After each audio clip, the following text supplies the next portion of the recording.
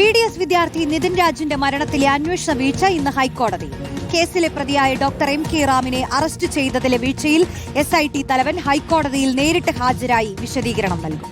അന്വേഷണ സംഘത്തിന്റെ മേൽനോട്ട ചുമതലയുള്ള SP-യും സിംഗിൾ ബെഞ്ചിന് മുന്നിൽ ഹാജരായി മറുപടി നൽകും. Justice A. ബദറുദ്ദീൻ അധ്യക്ഷനായ സിംഗിൾ ബെഞ്ചാണ് ഹർജി പരിഗണിക്കുന്നത്. വിശദാംശങ്ങളേക്ക് അഭിലാഷ് നൽകും. അഭിലാഷ്, ഈ വിഷയത്തിൽ കഴിഞ്ഞ ദിവസം നമ്മൾ കണ്ടതാണ്, ഹർജി പരിഗണിക്കുമ്പോൾ വലിയ വിമർശനമാണ് ഹൈക്കോടതി ഉയർത്തിയത്. എന്തായാലും ഇനി എന്താണ് സംഭവിക്കുന്നത് എന്നുള്ളതാണ്. ഈ മരണത്തിലെ അന്വേഷണ വീഴ്ച ഇന്ന് ഹൈക്കോടതിയിൽ വരുമ്പോൾ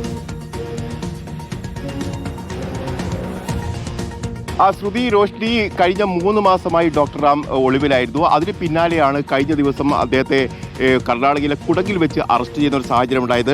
ക്രൈംബ്രാഞ്ച് ഇൻസ്പെക്ടർ ശ്രീജിത്ത് കോടേരിയുടെ നേതൃത്വത്തിലുള്ള സംഘമാണ് അന്ന് അറസ്റ്റ് ചെയ്തത്. പക്ഷേ ഈ അറസ്റ്റുമായി ബന്ധപ്പെട്ട് നടപടിക്രമങ്ങൾ, അതായത് സുപ്രീം കോടതിയുടെ മാർഗ്ഗനിർദ്ദേശങ്ങൾ പാലിച്ചില്ല എന്ന് കാണിച്ചുകൊണ്ട് തന്നെ അദ്ദേഹത്തെ വിട്ടയക്കുന്ന ഒരു സാഹചര്യം കൂടി ഉണ്ടായിരുന്നു. ഏതായാലും അന്വേഷണ സംഘത്തിലെ വീഴ്ച തന്നെയാണ് ഇതിൽ പ്രധാനപ്പെട്ട കാര്യമായി ഉന്നയിക്കപ്പെടുകയും ചെയ്തത്. ഏതായാലും ഇതുമായി ബന്ധപ്പെട്ട് നിതിൻ രാജിന്റെ കുടുംബം ഹൈക്കോടതിയെ സമീപിച്ചിരുന്നു.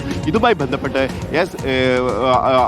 ബന്ധപ്പെട്ടുള്ള കേസിലാണ് ഇപ്പോൾ വാദം കേൾക്കുകയും ചെയ്തത്. Justice A. ബദറുദ്ദീൻ നേതൃത്വത്തിലുള്ള സംഘമാണ് ഈ കേസ് വാദം കേൾക്കുന്നത്. ഏതായാലും ഇതുമായി ബന്ധപ്പെട്ട് DYSP സുധീർ കല്ലരൻ, അതോടൊപ്പം തന്നെ മേൽനോട്ട ചുമതലയുണ്ടായിരുന്ന SP അടക്കമുള്ള ആളുകൾ നേരിട്ട് ഹാജരായി വിശദീകരണം നൽകുമെന്നാണ് നമുക്ക് മനസ്സിലാക്കാൻ കഴിയുന്നത്. നേരത്തെ തന്നെ ഈ കേസ് പരിഗണിക്കുന്ന ഘട്ടത്തിൽ വലിയ തരത്തിൽ വിമർശനമായിരുന്നു ഹൈക്കോടതിയുടെ ഭാഗത്തുണ്ടായത്. അതായത് നടപടിക്രമങ്ങളിൽ വീഴ്ച വരുത്തിയ ഉദ്യോഗസ്ഥർക്കെതിരെ നടപടി ഉണ്ടാവും, വകുപ്പ് തല നടപടി ഉണ്ടാവുമെന്നടക്കമുള്ള സൂചനകളായിരുന്നു നേരത്തെ ഉയർന്നു വരികയും ചെയ്തത്. ഏതായാലും ഇന്നിപ്പോൾ കോടതി ഏത് തരത്തിലുള്ള നിലപാടുകളായിരിക്കും സ്വീകരിക്കുക എന്നുള്ളതാണ് ഏറ്റവും പ്രധാനപ്പെട്ട കാര്യം.